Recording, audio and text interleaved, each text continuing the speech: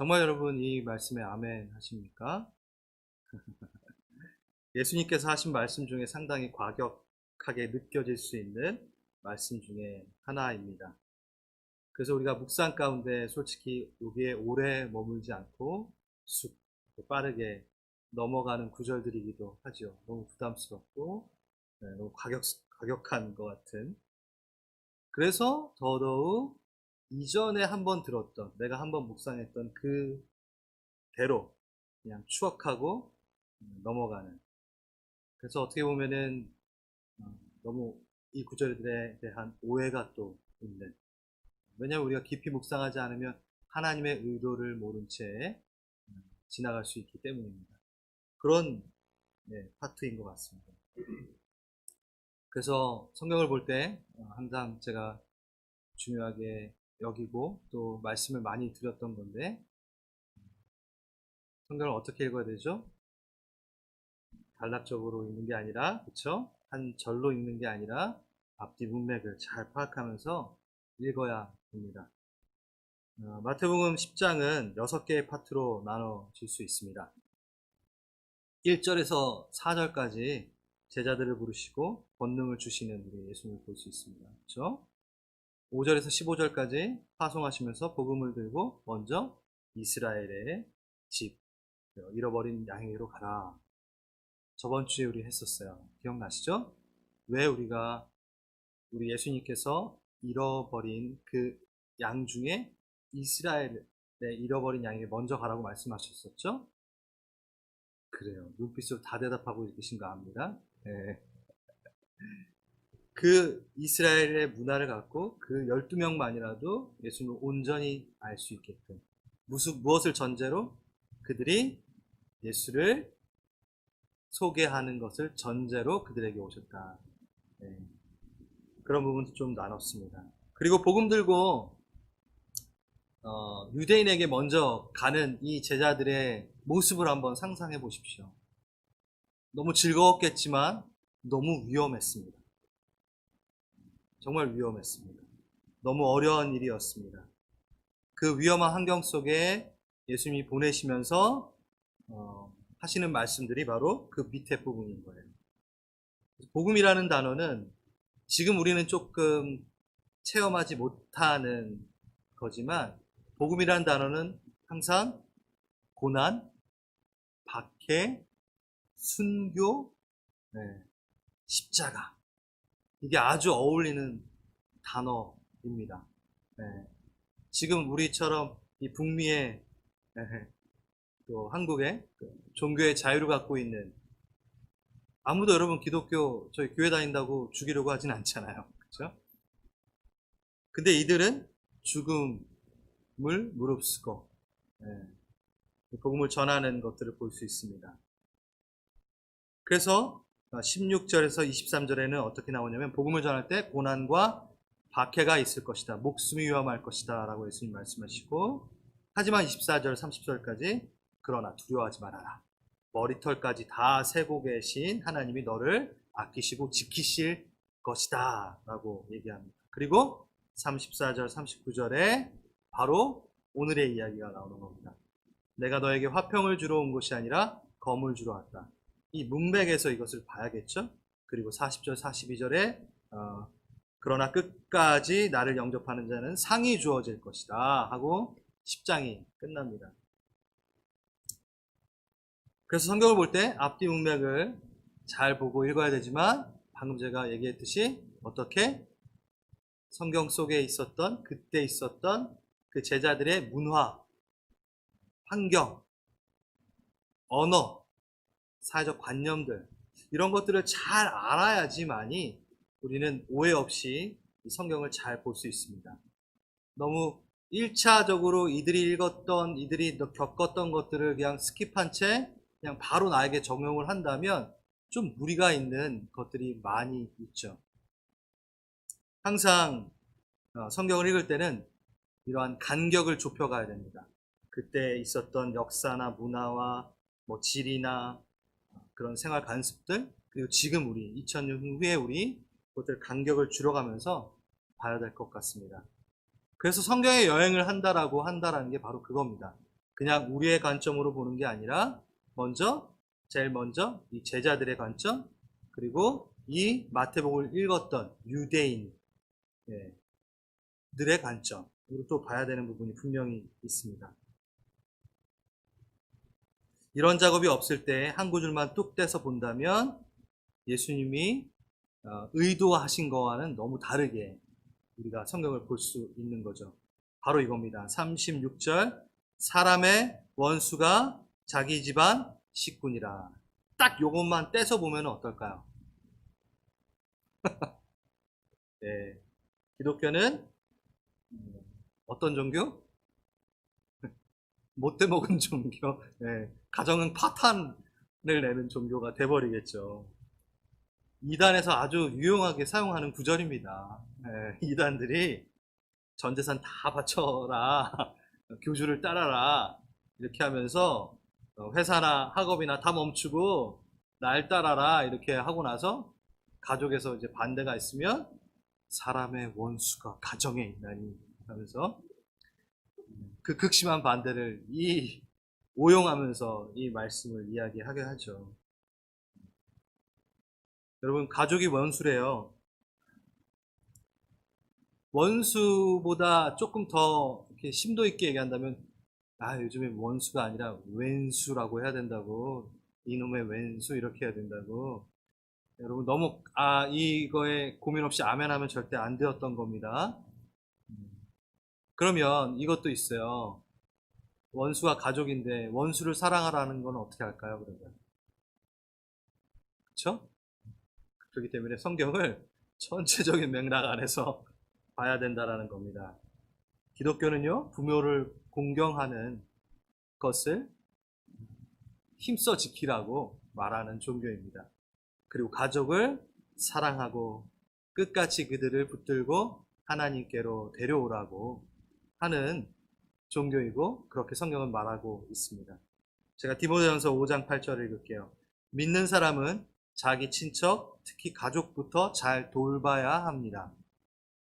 그렇게 하지 않는 사람은 믿음을 저버린 사람이며 하나님을 믿지 않는 사람보다 더 나쁜 사람입니다. 이렇게 성경은 분명히 얘기하고 있습니다.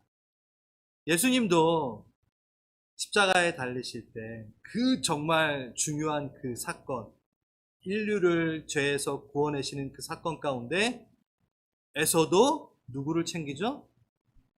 네, 육신의 어머니 대신 마리아를 챙깁니다. 요한에게 보아라, 내 어머니다. 너가 이제 어머니로 모셔야 된다. 그리고 또 마리아에게는 보십시오, 아들입니다. 바로 요한이 당신의 아들이 될 겁니다. 그러면서 그 이후부터 마리아가 요한의 집에 머물렀다고 되어 있습니다. 그렇죠. 예수님마저도 부모를 공경하고 가족을 사랑하는 모습을 분명히 보였습니다.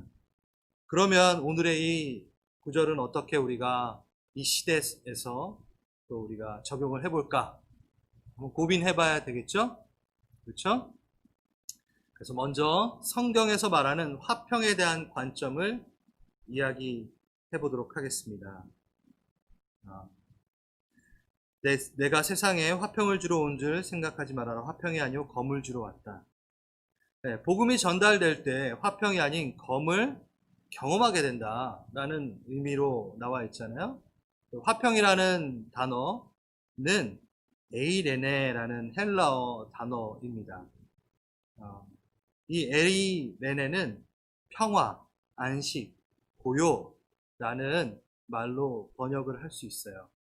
하지만 항상 헬라어에는 여러 가지의 또 의미값이 뜻이 있죠.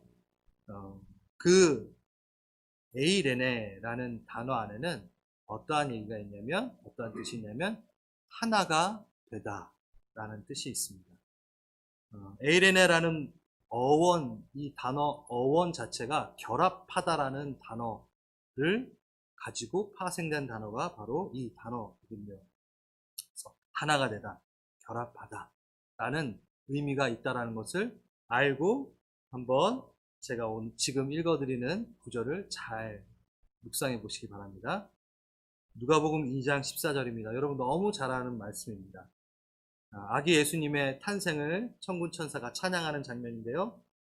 지극히 높은 곳에서는 하나님께 영광이요 땅에서는 하나님이 기뻐하신 사람들 중에 평화로다. 네. 자, 이걸 기뻐하는 사람들에게 뭐라고요? 평화로다. 네. 그냥 평안하고 고요하고 안식이고가 아니라 무엇 때문에 평화로운 거죠? 하나님과 이제 화해할 수 있기 때문에 평화가 우리에게 온 것이다 라고 우리가 볼 수 있겠죠. 다시 그냥 우리만의 안식과 평안이 아니라 결합, 하나됨. 누구와? 하나님과 결합되고 하나됨이 평화라는 겁니다. 성경에서 말하는 화평은 바로 무엇과 결합됐을 때 진정한 화평을 누릴 수 있는가를 포함하고 있다라는 거예요. 그냥 peace, 그냥 좋아, 우리끼리 좋아가 아니라 결합된 화평, 말 그대로 정말 잘 번역했죠. 화평. 요한복음 14장 27절에도 나옵니다. 평안을 너에게 끼치노니 곧 나의 평안을 너에게 주노라. 예수님께서 그렇게 하십니다. 내가 갖고 있는 평안을 너에게 주노라. 어떤 평안? 예수님이 그냥 평안해가 아니라 하나님과의 친밀한 관계, 그 관계를 너에게도 선물로 준다. 그렇게 우리가 볼 수 있습니다. 사도행전 10장 36절 만유의 주 대신 예수 그리스도로 말미암아 화평의 복음을 전하사. 뭐가 화평인 거죠? 다시 그냥 화평이 아니라 예수 그리스도로 말미암아 하나님과 화해된 것에 대한 복음, 화평의 복음이라는 거예요. 또 로마서 5장 1절 우리가 믿음으로 의롭다 하심을 받았으니 우리 주 예수 그리스도로 말미암아 하나님과 화평을 누리자. 여기 너무 정확하게 잘 나와 있네요. 제가 지금 계속 이렇게 얘기한 것은 뭐죠? 이 화평은 누군가와 하나 되느냐, 누군가와 결합되느냐에 대한 화평을 이야기하고 있는 겁니다. 예수님은요, 이 얘기를 화평이 아닌 검을 주러 왔다라고 얘기하신 거는 똑같은 단어를 썼지만 이 화평이 하나님과의 화평이 아닌 세상과의 화평이라면 내가 그걸 분리하여 하나님과의 화평을 주러 왔다라고 말씀하시는 겁니다. 예수님은 세상만의 화평이 아닌 하나님과의 화평을 주러 오신 분이십니다. 그렇기 때문에 검으로, 하나님의 말씀으로, 하나님의 나라의 개념으로 분리되어져야 될 것을 분리케 하시는 그 검을 사용하시는 겁니다. 누구나 평안한 삶을 원하죠. 그렇죠? 그래서 우리 인사할 때도 어떻게 인사하죠? 안녕하세요 라고 얘기하잖아요. 안녕이라는 게 평안하신가요? 라고 얘기합니다. 제가 좋아하는 단어 샬롬. 샬롬에 대해서 한 번 더 여기에 왔기 때문에 좀 얘기를 더 해보고 싶습니다. 샬롬이라는 게 그냥 평안하라는 얘기가 아니었죠. 네, 그 샬롬이라는 단어 자체 안에는 샬람이라는 동사를 품고 있습니다. 그 샬람이라는 단어는 회복되다, 부족한 것이 채워지다, 완전하게 되다라는 뜻이에요. 뭘로 회복되어지다? 끊어졌던 하나님과의 관계 가운데 샬롬하지 못했는데 하나님과 연결되니 회복되니 샬롬입니다. 그래서 우리가 샬롬이라는 것은 안녕히 주무셨어요, 식사를 하셨어요, 요 정도가 아니라 어떻게? 하나님으로부터 완전해지십시오. 하나님 예수 그리스도로 인하여 화목되어 여러분 완전함을 누리십시오. 회복되십시오. 샬롬하십시오. 아주 깊은 의미가 담아져 있는 인사라는 거죠. 네. 이렇게 우리가 샬롬 그리고 진짜 하나님과의 화평을 많이 이야기하고 듣지만 우리는 너무 쉽게 거짓 화평에 속습니다. 하나님이 없는 화평. 한번 볼까요? 내 죄성과의 화평을 계속해서 누리고 있다 그래야 되나요? 어떻게 해야 되나요? 내 죄성과의 화평을 그대로 두고 있는 우리의 모습들을 항상 보게 됩니다. 저는 오늘 이 말씀을 갖고 그 부분에 대해서도 한번 생각해 보고 싶다는 생각이 들었습니다. 어떤 모습일까요? 여러분, 거짓 화평, 일시적 화평에 속은 첫 사람이 있었습니다. 아담과 하와입니다. 잘 들어보세요, 여러분. 하와가 선악과를 땁니다. 그리고 먹습니다. 그리고 혼자 먹지 않고 너무나 화평하게. 그쵸? 맛있는 거 있으면 나눠 먹어야지 화평이잖아요. 그렇지 않나요? 누가 뭐 먹고 있는데 제 아내가 정말 맛있는 예? 복숭아, 한국 그 갤러리, 아이고, 얘기 한국 식품에서 산 갤러리. 캐네디언 거기서 사면요, 마켓에서 사면 맛이 없어요. 달지가 않아요. 한국 식품에서 산 과일은 맛있잖아요. 그쵸? 한국 식품에서 산 과일을 혼자서 이렇게 깎아서 먹고 있다 했을 때 제가 이렇게 봤는데 안 주고 먹고 있으면 화평인가요? 빈정상하죠. 그래서 아담 하와가 맛있게 먹고 죄를 맛있게 먹은 다음에 아담에게 줍니다. 그 아담은 화평을 누립니다. 아유, 맛있는 어, 탐스럽고 지혜롭게 할 것 같고 네? 먹음직스럽고 보함직스러운 것을 나눠줘서 너무 고마워 하면서 먹습니다.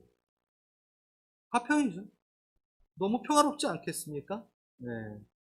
그래서 너 아니 나 아니 하나 더 먹으면서 여러분, 하나님 없이 화평을 우리는 누립니다. 그것은 무슨 화평? 거짓 화평이라는 거죠. 하나님이 없는 화평. 여러분, 우리에게 이거에 너무 많이 노출되어 있습니다. 우리의 가정, 개개인, 여러분이 집안에서, 골방에서 평화롭고 정말 안식을 누리는 그때에 하나님이 내 바로 옆에서 그 안식을 함께 하실 수 있는지를 점검해 봐야 되지 않겠습니까? 우린 너무나 거짓 화평에 익숙해져 있습니다. 하나님이 없는 화평, 바로 거짓 화평. 하나님 없는 화평, 영원하지 않는 아주 일시적인 화평인 거죠. 아담과 하하가 꿍짝이 잘 맞아서 죄를 더욱더 잘 아이디어를 내가며 범할 수 있는 겁니다. 누가 없으면? 하나님이 없으면. 한번 묵상해 보십시오. 돌이켜 보십시오. 우리 가정 되게 너무 화평해. 너무 평안해. 별 문제가 없어. 그런데 하나님이 없어? 하나님이 싫어하는 것들로 가득 차 있어? 하나님이 우선순위로 되어 있지 않아? 그럼 여러분들은 되게 위험한 화평을 누리시고 계시는 거예요. 재산과 타협하고 평화롭다고 하여 그것이 화평이 아닌 것을 우리는 알고 있습니다. 교회도 마찬가지죠. 하나님의 의견은 뒷전이고 형식과 사람들의 고집으로만 교회가 간다면 그것 또한 거짓 화평에 속고 있는 교회가 될 수 있겠죠. 저는 이것을 묵상하면서 수요 예배 때 말씀을 전했던 것이 탁 생각이 나더라고요. 저희가 수요 예배 때 열왕기서를 지금 진행하고 있습니다. 거기에 보면요, 아하스 왕이라고 12대 유대 왕이 나옵니다. 그 왕이 아수르 왕에게 성전의 예물들을 뺏어서 바치는 것을 볼 수 있습니다. 우리가 성경에서 보면은, 그리고 여러분 설교도 많이 들으셨겠지만, 이방인을 겸하여 섬기는, 이방 신을 겸하여 섬기는 이스라엘에 대해서 하나님께서 질책하시는 것을 우리가 볼 수 있잖아요. 그렇죠? 거짓 화평을 누리고 있는 우리의 모습 좀 비슷한 것 같습니다. 이방신을 겸하여 섬기는 게 여러분 하나님도 섬기고 있고 이방신도 섬기고 있으니까 꼭 50대 50인 것 같죠. 그래서 반은 하나님 섬기잖아. 응? 반은 그래도 거짓 합평을 내가 즐기고 있지만 반은 하나님 섬기고 있는데 이 정도면 양호하지 않아? 라고 우리가 생각할 수 있는데 제가 이 열왕기서를 묵상하면서 깜짝 놀랐던 게 뭐였냐면 그냥 아수르에게 신에게 아하스 왕이 예물을 바친 게 아니에요. 뭘 뺏어서 바쳤어요. 성전의 예물을 빼서 노략질하여서 이방신에게 바칩니다. 그러니까 나는 지금 하나님도 섬기는 것 같고 지금 이방신도 그냥 반 정도 섬기는 것 같지만 결코 그렇지 않습니다. 우리의 모든 것은 누구 거죠? 하나님 거잖아요. 내가 뭔가를 퍼센티지를 나눠서 이방신을 섬긴다는 건 겸하여 섬기는 게 아니라 하나님 걸 뺏어서 노략질하여 섬기는 것입니다. 그러니까 50대 50이 절대 아니라는 거죠. 여러분은 하나님 겁니다. 아멘. 여러분을 단 1%도 하나님 걸 뺏어서 딴 사람한 이방신에게 주지 마십시오. 여러분은 100% 하나님 겁니다. 그렇기 때문에 우리는 계속해서 우선순위를 점검해 나가야 될 것 같습니다. 우리의 삶의 우선순위죠. 37절 아버지나 어머니를 나보다 더 사랑하는 자는 내게 합당하지 아니하고. 자, 계속 말씀드렸죠. 아버지나 어머니를 사랑하지 말라고 얘기한 게 아니에요. 원수를 사랑하라 그랬잖아요. 아버지가 원수가 아니라 아무튼 더 사랑하라. 나를 더 사랑해야 된다는 얘기지 우리 가족들을 덜 사랑해라 라고 얘기하는 게 절대 아니에요. 한마디로 뭘 말하는 거죠? 우선순위를 말하는 겁니다. 우선순위. 네. 뭐 처음 들으신 건 아니겠지만 자, 제가 좋아하는 파트. 네. 여러분 10계명 첫 번째 계명이 뭐죠? 하나님 외에 다른 신을 섬기지 말라인가요? 내 앞에 두지 말라인가요? 저희 교회 분들은 정확하게 이제 답을 하셔야 되는데 나 외에 다른 신을 섬기지 말라가 아니라 예배하지 말라가 아니라 되게 특이하게 그렇게 섬기지 말라 예배하면 되게 심플할 텐데 앞에 두지 말아라. 내 앞에 두지 말아라 라고 나와요. 네. 그게 히브리어 단어로 보내면 뭐였죠? 제가 자주 말하는 건데 제가 잊어버리면 안 되는데 파님, 알파나이. 파님은 얼굴이잖아요. 그러니까 알파나이. 내 얼굴 앞에 어떠한 것도 두지 마 라고 얘기하시는 거죠. 잃어버렸던 어린 양을 찾았습니다. 그래서 너무너무 보고 싶은데 계속 그 앞에 뭐가 껴드는 거예요. 이방 신이 껴드는 거예요. 제가 우리 맹 목사님을 너무 사랑해요. 그래서 이렇게 날마다 얼굴을 보고 얘기하고 싶은데 자꾸 영환 형제님이 끼어드는 거예요. 그 큰 얼굴로 자꾸 죄송합니다. 저 마음에 있는 말이 나온 건 아닌지 두 번 중에는 죄송합니다. 워낙 얼굴도 작은데 이렇게 자꾸 전준영 목사님이 너무 사랑스러워서 보고 싶은데 자꾸 얼굴이 껴드는 거예요. 좀 치워라. 이런 거죠. 맹 목사님이 자꾸 저 얼굴 보기 싫어서 영환 형제님 얼굴을 갖다 놓는 거예요. 제가 가슴이 얼마나 아프겠어요. 예입니다. 저 사랑합니다, 영환 형제님. 죄송합니다. 그거예요. 우선순위. 이게 지켜지지 않으면 뒤에 있는 거 솔직히 소용없어요. 그렇죠? 하나님이 내 앞에 가장 사랑의 최우선이 되지 않으면 뒤에 계명들 보세요. 뭐죠? 살인하지 말라, 간음하지 말라, 도둑질하지 말라, 내 이웃것을 탐내지 말라, 막 이 모든 것들. 여러분 살인하시나요? 안 하셨죠? 네. 간음 안 하셨죠? 도둑질 잠깐 아무튼 이 뒤에 부분들을 아무리 열심히 지킨다 한들 첫 번째 우선순위가 지켜지지 않으면 뒤에 거는 아무 의미가 없습니다. 뒤에 거를 열심히 지켰어요. 그냥 앞에 하나님을 사랑하지 않은 채 이걸 열심히 지켰어요. 그럼 무슨 소용이 있나요? 하나님 안에서 지킨 것이 아닌데. 그쵸? 이것만 열심히 지키면 나중에 어떻게 되는 줄 아세요? 내가 이거 지켰는데 나 천국 가야 되지 않나요? 행위구원. 그러니까 우선순위가 바로 되어 있지 않은 모든 나의 신앙 생활마저도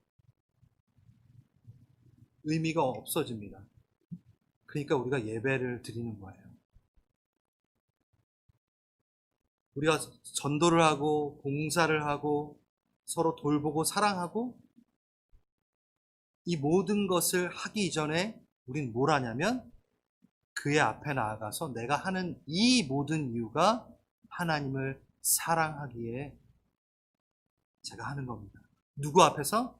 하나님 앞에서 하나님의 방법으로 하는 겁니다. 우리는 그것이 바로 예배이고 기도임을 압니다. 그래서 피할 수 없는 것 하나, 내 영혼 안에 하나님과 합평되지 않는 것에 대해서 계속해서 무엇을 선포해야 되냐면 검을 들이밀고 영적 전쟁을 선포해야 되는 겁니다. 내가 너에게 화평이 아닌 검을 줬다라는 것은 너가 나 없는 화평 가운데 머물지 말고 그것을 내가 준 검으로 잘라내어 진정한 나와의 화평을 누리자라는 우리에게 적용할 만한 이야기를 해주시고 계십니다. 유혹의 욕심에 따라 썩어져가는 구습을 따르는 옛사람을 잘라내어라. 그래서 바로 뒤에 어떤 구절이 나오냐면요. 38절. 또 자기 십자가를 지고 나를 따르지 않는 자도 내게 합당하지 아니하니라.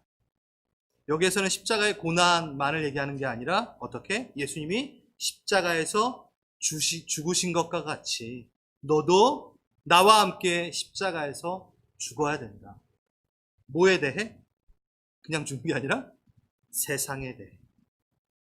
세상에 대해 너가 죽어야 된다. 잘라내자. 갈라디아서 6장 14절 읽겠습니다. 그러나 내게 우리 주 예수 그리스도의 십자가 외에 결코 자랑할 것이 없으니 그리스도로 말미암아 세상이 나를 대하여 십자가에 못 박히고 내가 또한 세상에 대하여 그러하니라. 나는 세상에 대해서 십자가에 못 박혀 죽었어. 세상이 아무리 나한테 뭐라고 얘기하고 나에게 화친을 맺자 하여도 나는 너에 대해서 죽어버렸어. 반응을 못해. 그게 바로 십자가에서 죽음이죠. 내가 세상과의 화평에 대해선 죽은 자로 대하겠다. 이야기하는 겁니다. 그래서 내 안의 죄성과의 화평의 갈라섬에 대해서 우리가 얘기했습니다. 그럼 이제 세상과의 화평을 이루는 사람들을 향해 어떻게 검을 사용해야 되는지를 좀 얘기하겠습니다. 자, 세상끼리의 화평에 대해 우리가 검을 사용해야 되는 교회로 서 있습니다. 제가 좀 이렇게 얘기했는데 되게 심플하게 뭐요? 하나님과 화평하지 않은 자에게 우리가 하나님이 주신 검을 사용해야 된다라고 지금 얘기한 겁니다. 그러니까 세상끼리의 화평에 대해서 우리는 검을 들이대야 됩니다. 그렇기 때문에 38절 이렇게 얘기합니다. 아까 읽었죠? 자기 십자가를 지고 나를 따르지 않는 자도 내게 합당하지 아니하리라. 그러니까 내가 진 십자가를 진 것과 같이 너도 나랑 동일한 모양의 동일한 형태의 십자가를 지고 나를 따라와라 라고 얘기합니다. 어떤 십자가인가요? 우리 예수님이 지신 십자가는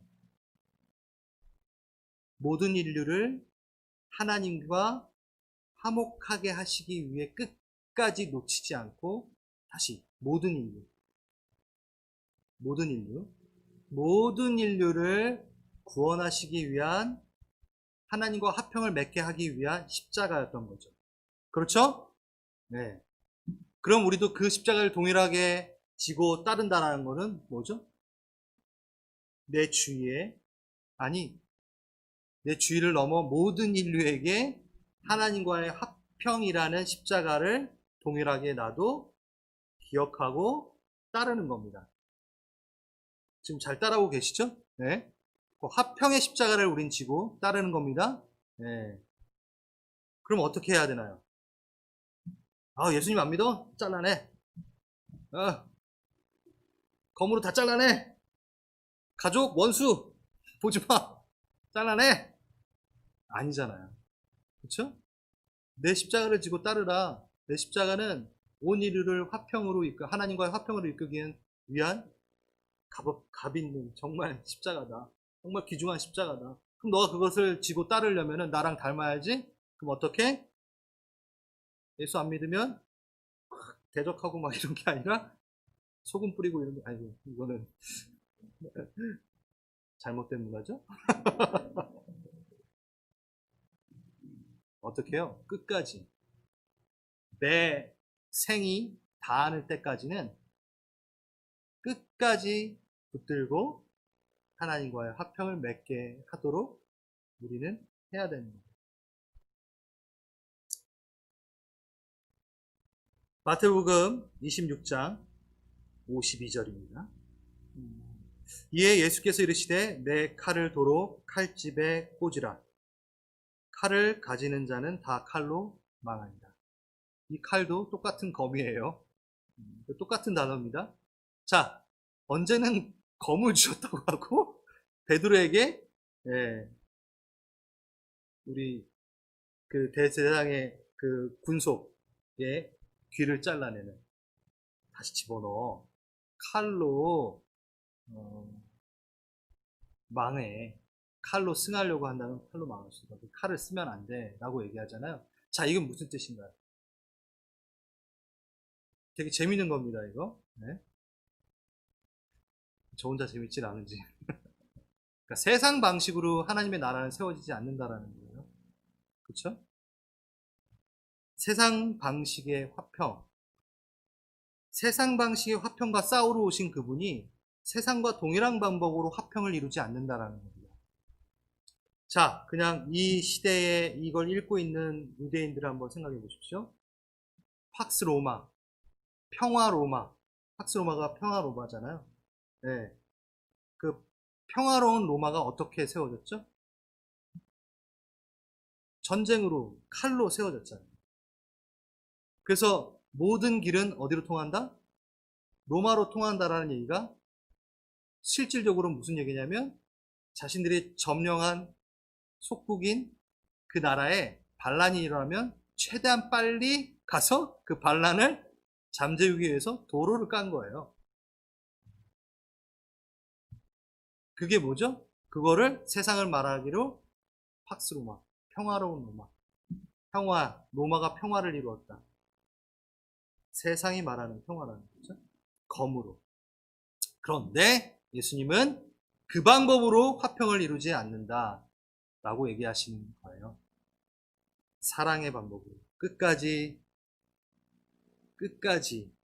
사랑하고 끝까지 용납하고 끝까지 믿지 않는 자에 대하여 인내하여 예수를 소개함으로 예수의 사랑을 말함으로 하나님 나라 의와 희락과 평강이 있는 그 나라를 그 방법으로 세워나가는 거죠. 바로 그게 검입니다. 세상이 말하는 검, 잘라내고 죽이고 그리하여 평화를 이루는 것이 아니라 대적하여 평화를 이루는 것이 아니라 우리에게 주신 검은 끝까지 믿지 않는 자를 하나님께로 화평케 하는 사랑, 인내. 한쪽 뼈 맞으면 오른쪽 뼈도 뒤미는 정말 이해할 수 없는 하나님의 그 사랑을 쫓아가며 그 화평을 이루는 거죠. 그게 바로 우리의 검인 거죠. 검은 바로 사랑입니다. 하나님의 방법입니다. 예수 그리스도의 십자가입니다. 여러 가지로 얘기할 수 있겠죠. 여러분 검 갖고 계신가요? 한번 여기 옆에 차고 있나 좀 보십시오. 응? 혹시 옆에 세상과의 화평과 딱 붙어져 있습니까? 그럼 빨리 검 빼서 잘라내십시오. 이렇게. 아무도 안 하시네요. 진짜 해보라고 한 건데 안 하셔도 됩니다. 어,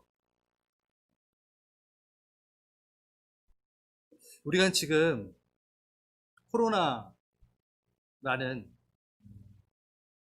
쉽지 않은 적과 마주하고 있습니다.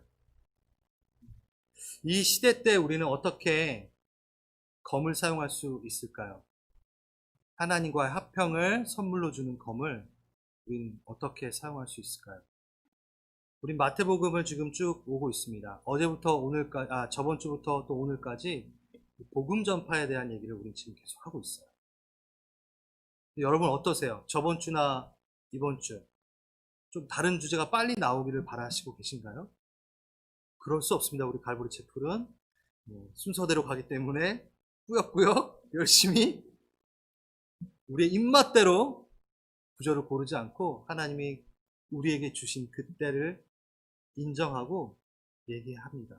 그러면 이 코로나 때에 우리는 화평케 하는 자, 검을 제대로 어떻게 사용할까요? 첫 번째, 먼저 내가 무엇과 화평하고 있는가? 내 가정이 거짓 화평과 지금 화평을 누리고 있지 않은가를 점검하라고 지금 여태까지 말씀을 드린 거예요. 그리고 어떻게 이제 이 검을 어떻게 사용해야 되냐? 내 가족, 내 주위에 있는 사람들에게 검을 들여대는 게 아니라 사랑을 들이대야 되는 부분, 인내하고. 네. 그러면 이 코로나 시대 때는 우리가 어떻게 해야 될까요? 여러분 준비하십시오. 자, 지금 당장에 여러분 우리 해외 선교 못 갑니다. 그냥 그럼 못 가는구나 이러고 있을 수는 없잖아요. 왜 이 때를 주셨을까요? 전 고민해봤습니다. 여러분도 고민해보셨을 것 같아요. 자, 코로나의 사태는 우리는 조금 버겁고 놀랬어요. 안 놀라신 분? 여러분의 삶에 계획이 있으셨나요? 없었죠. 근데 하나님은 안 놀라세요. 전지전능하시고 예지하고 계신 분이고 아프지만 다 참견해가지고 모든 것을 쓸어버리시지 않으시고. 여러분 C.S. 루이스, 이거 준비한 게 아닌데 이거 안 되는데 C.S. 루이스가 이런 말을 했어요. 하나님이 모든 내 삶에 이 세상의 모든 일에 관여하시길 우리가 바란다면 그것은 세상의 종말이다. 모든 연극이 끝나고 감독이 올라온다. 모든 연극이 끝나고 무대가 막을 내렸을 때만이 감독이 올라와서 인사를 한다. 그렇게 C.S. 루이스가 얘기해요. 무슨 얘기냐면 코로나 빨리빨리 어떻게 해주시고 왜 이걸 하나님 미리 안 말씀하셔가지고 우리를 다 참견해 주셔야죠. 예, 그러면 하나님이 우리의 모든 일거수일투족을 다 참견하시고 모든 것을 결정하신다면 어떤 거라고요? 종말이에요. 끝이에요. 주관자가 와가지고 인사하면 그 무대는 끝납니다. 네. 우리 예수님은요, 우리가, 교회된 우리가 이것을 하나님 안에서 어떻게 이겨나갈지 기대하고 계십니다. 알고 계신 거예요. 하나님은 안 놀라셨어요. 코로나가 왔을 때 교회가 이렇게 허둥지둥 될 것도 아셨어요. 근데 여기서 이제는 이사갈 자손처럼 시대를 읽어, 시세를 읽어, 교회가 이제 무엇을 해야 되는지를 눈여겨보고 계시고 성령의 입으로, 성령의 입술을 통하여 우리에게 말씀하고 계십니다. 들을 귀 있는 자 들으라. 성령께서 교회에게 말씀하시니. 계시록에서 그렇게 얘기하잖아요. 우리는 시대를 읽고 이 상태에서 교회가 개개인이 뭘 해야 되는지를 겸허하게 기도하며 받아내야 됩니다. 그거 안 하고 있으면 우린 안 돼요. 자, 그러면 뭘 해야 될까요? 준비하십시오. 모르겠어요. 이제 뉴 노멀 시대라고 해서 이 상태가 그냥 정말 새로운 뉴 노멀, 이제 노멀이다. 이제 이 상태가 그대로 갈 거다라고 얘기하는 분들도 있어요. 아, 정말 생각도 하기 싫어요. 이런 생각을 하면 항상 우리 다음 세대한테 너무 미안해요. 네. 저희 세대 때는 즐겁게 어디서든 마스크 없이 뛰어놀 수 있었는데 지금 세대는 나갈 때 어떻게 하는 줄 아세요? 마스크 줘 엄마 아빠 이래요. 이게 솔직히 가슴 아프지 않아요? 우리 그냥 나갈 수 있었잖아요. 그냥 친구들이랑 뛰놀면서 침 튀기면서 막 놀았잖아요. 네.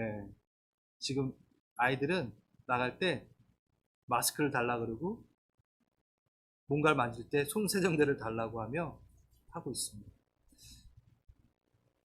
이게 바로 이제 우리의 노멀, 그냥 우리의 삶이 될 수 있다라고도 얘기를 합니다.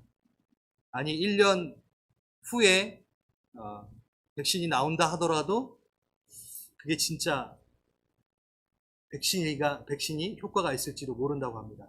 제가 지금 암울한 얘기를 하는 거 아닙니다. 그냥 현실을 얘기하는 겁니다. 그런데 하나님은 뭐라고요? 계획이 있으시고 안 놀라세요. 그럼 우리는 하나님이랑 붙어서 하나님의 뜻과 하나님의 생각과 성령의 음성을 들으면 우리도 안 놀래요. 우리도 당황하지 않을 겁니다. 만약 우리가 성령님의 음성을 듣지 않고 주님께 그것을 듣지 않으면 우린 당황할 거고 우린 패닉에 빠질 겁니다. 그리고 우리는 불만만 표치할 겁니다. 하지만 우리의 상황에서 우린 주님께 계속 물어보고 우리는 어떻게 검을 사용해야 되는지를 물어봐야 될 겁니다. 네, 제가 그래요. 그래서 네 번째 제가 초대하고 대화하라. 이것을 준비하자. 라는 것을 준비했었습니다. 시간이 좀 갔어요. 제가 요즘에 시간 잘 맞추는데 오늘 좀 시간을 못 맞췄네요. 그러니까 변증에 대한 얘기를 좀 하려고 했어요. 변증학이라고 들어보셨죠? 아폴로제스틱. 네. 헬라어는 아폴로기아, 변호하다 라는 단어입니다. 법정에서 증명하기를 위해 논리, 논증으로 신념을 토대로 입증하는 것을 말한다. 이게 신학교에서 또 배우는 부분입니다. 변증학. 어떻게 사용되냐면 그리스도인이 자신의 신앙을 교회 밖 사람에게 알아듣게 설명하기 위하여 이것을 배웠고요. 또 기독교 신앙에 대한 오해와 와전에 대응하려고 이 학을 배웁니다. 복음의 진리와 매력과 기쁨을 나의 문화와 시대의 삶에 전달하기 위해서 이 변증학을 배웁니다. 이 변증학에 대한 정의예요. 여러분 궁금하지 않으세요? 말을 좀 이제 어렵게 했으니까 변증학 이렇게 했으니까 그래서 이 변증학에 아주 쉽게 표현한 게 뭐냐면 변증은 대화다 이렇게 얘기해요. 그리고 전도는 초대다 이렇게 얘기합니다. 우리는 초대는 강조해요. 전도는 강조해요. 그런데 대화를 어떻게 해야 되는지는 솔직히 많이 강조하지 않고 교회에서도 많이 가르쳐 드리지 못하고 있어요. 그쵸? 자, 누군가를 집에 초대하려고 합니다. 그럼 여러분 가장 두려운 게 뭔가요? 그 사람이랑 앉아서 무슨 얘기를 해야 되는가? 좀 어색한 분들은 초대를 할 때 가장 부담인 게 그거잖아요. 그 시간 동안 무슨 얘기를 해야 되지? 우리 목사님 신방 오시면 무슨 얘기를 해야 되지? 그래서 제가 가는 걸 두려워하실 수도 있는 그러진 않으시죠? 네. 그러니까 우리가 초대를 못하는 이유는 무슨 대화를 해야 될지에 대한 내용이 없기 때문이에요. 근데 너무 대화가 잘 통하고 뭐 그런 분은 항상 봐도 초대를 해도 편하잖아요. 여러분 우리가 전도가 어려운 게 뭔지 아세요? 변증이 약하기 때문입니다. 대화가 약하기 때문이에요. 믿지 않은 자와 예수님에 관하여 얘기하는 것, 교회에 관하여 얘기하는 것에 두려움이 있어요. 특히 요즘에. 그쵸? 한국은 난리 났잖아요. 교회 하면 이제 치를 떨며 혀를 내두르는 사람들이 더 많아졌습니다. 그런데 성경이 분명히 이야기합니다. 누구든지 사람 앞에서 나를 시인하면 나도 하늘에 계신 내 아버지 앞에서 저를 시인할 것이요. 누구든지 사람 앞에서 나를 부인하면 나도 하늘에 계신 내 아버지 앞에서 저를 부인하리라. 그 다음에 오늘 구절이 나온 거예요. 세상에 화평을 주는 것이. 바로 앞 구절에 이야기 있습니다. 어쩌시겠어요? 교회 얘기 나오면은 머리 극적거리면서 뒤돌으시겠습니까? 예수님 욕하면 머리 극적이시면서 뒤도시겠습니까? 여러분에게 주신 검이 있습니다. 그 검은 성령의 검입니다. 여기 성경에 또 나옵니다. 어떻게 해요? 너희를 넘겨줄 때 어떻게 또는 무엇을 말할까 염려하지 말라. 그때 너에게 할 말을 주시리니 말하는 이는 너희가 아니라 너희 속에 말씀하시는 곧 너희 아버지의 성령이십니다. 성령님께 계속 물어보십시오. 성령님께 계속 물어보면은 뭐라고 성령님이 대답하시냐면 공부 좀 해라 그러십니다. 뭘 공부해라? 너의 소망에 대해서 누군가 물어볼 때 좀 대답 좀 할 수 있게 한번 다른 거 유튜브 딴 거 좀 찾아보지 말고 멋있게 변증하는 우리 선배들의 유튜브 좀 찾아봐. 아마 그러실 거예요. 성령이 그냥 나는 가만히 있는데 아무것도 안 하는데 믿지 않는 자를 딱 만났는데 갑자기 빵 주셔가지고 얘기하게 하실 수도 있어요. 성령님 그러신 분입니다. 그런데 그 전에 물어보면 공부 좀 해라 라고 얘기하실 거라는 거예요. 자, 그 얘기가 어디 있냐면요. 여기 있습니다. 베드로전서 3장 15절. 소망에 관한 이유를 묻는 자들에게 대답할 것을 항상 준비하되 온유와 두려움으로. 대답, 이게 바로 아폴로기아, 이게 변증. 이 단어가 변증에 대한 단어입니다. 변호하다. 물론 우리가 하나님을 변호할 수 있는 수준은 아니죠.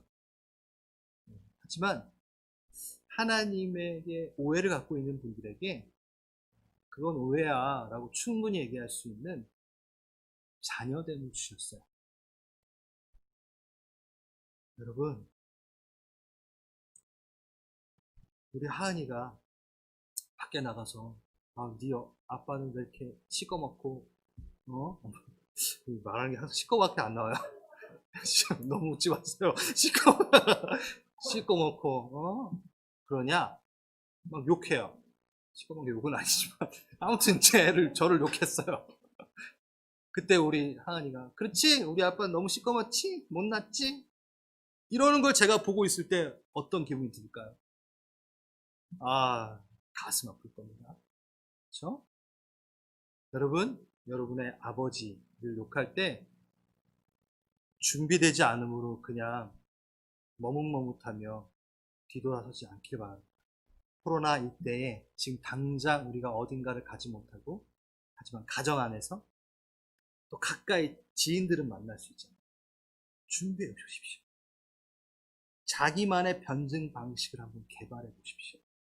자신의 간증을 섞어가면서 요즘에 이슈되는 것들에 대해서 공부해보고, 그래서 제가 한번 시간이 될 때 이 변증에 대한 부분들을 제대로 한번 우리가 한번 해봤으면 좋겠다는 생각이 들어요.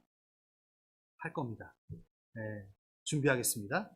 마태복음 좀 지나고 나서 요거랑 좀 연관 있는 거 할 때 한번 이제 특별로 한번 해보겠습니다. 그 전에 여러분 유튜브에서 축구만 너무 보지 마시고 드라마만 좀 보지 마시고 한번 찾아보세요. 네. 그래서 우리 한번 준비해 봅시다. 오늘의 적용점. 검을 준비하십시오. 우리 코로나 이때에 지금 잠깐 이렇게 막혀 있을 때 철저히 준비해서 뚫릴 때 제대로 한번 사용을 하는 겁니다. 이 시기를 놓치지 맙시다. 여러분 해보시겠어요? 아멘. 우리 다 함께 일어나셔서 기도해 봅시다.